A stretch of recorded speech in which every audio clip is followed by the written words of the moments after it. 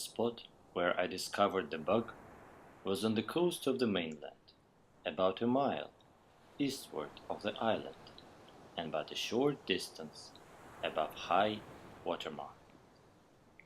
Me, with my accustomed caution, before seizing the insect, looked around for a leaf, or something of that nature, by which to take hold of it. It was at this moment that my eyes fell upon the scrap of parchment, which I then supposed to be paper. It was lying half buried in the sand, a corner sticking up.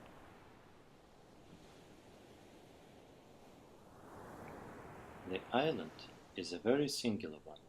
It consists of little else than the sea sand, and is about 3 miles long. Its breadth at no point exceeds a quarter of a mile. It is separated from the mainland by a scarcely perceptible creek, oozing its way through a wilderness of reeds and slime. You remember that when I went to the table for the purpose of making a sketch of the beetle, I found no paper where it was usually kept. I searched my pockets, hoping to find an old letter, when my hand fell upon the parchment. I thus detailed the precise mode in which it came into my possession, for the circumstances impressed me with peculiar force. I have said that the scrap was parchment and not paper. Parchment is durable, almost imperishable. Matters of little moment are rarely consigned to parchment, since, for the mere ordinary purposes of drawing or writing, it is not nearly so well adapted as paper.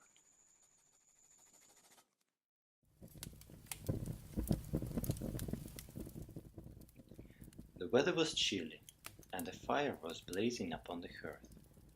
I was heated with exercise, and sat near the table. You, however, had drawn a chair close to the chimney. Just as I placed the parchment in your head, and as you were in the act of inspecting, you reached out for your spectacles, putting the parchment aside, and in the close proximity to the fire. At one moment I thought the blaze had caught it, and was about to caution you, but before I could speak, you had withdrawn it, and were engaged in its examination. When I considered all these particulars, I doubted not for a moment that heat had been the agent in bringing to light upon the parchment the skull which I saw desiged upon it. You are well aware that chemical preparations exist, and have existed time out of mind, by means of which it is possible to write upon either paper or vellum, so that the characters shall become visible only when subjected to the action of fire. "Well," he said, after contemplating for some minutes, "this is a strange bug," he must confess. "Never saw anything like it before, unless it was a skull or a death's head, which it more nearly resembled than anything else that had come under his observation." "A death's head?" I said. "Oh yes, well, it has something of that appearance upon paper, no doubt. The two upper black spots look like eyes, and the longer one at the bottom like a mouth, and then the shape of the whole is oval."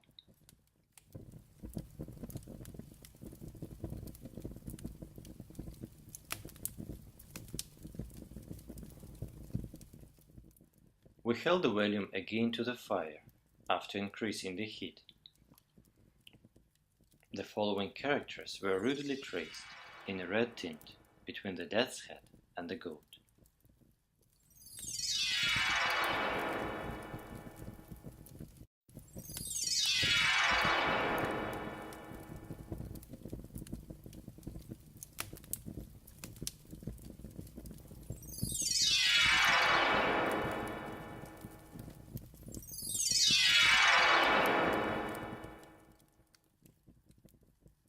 Translating the known characters and representing the unknown by dots, as before, we read thus: 13, an arrangement immediately suggestive to the word 13, and again furnishing us with two new characters, I and N, represented by 6 and asterisk, Referring now to the beginning of the cryptograph, we find the combination 53 translating as before we obtain good, which assures us that the first letter is A and that the first two words are A good.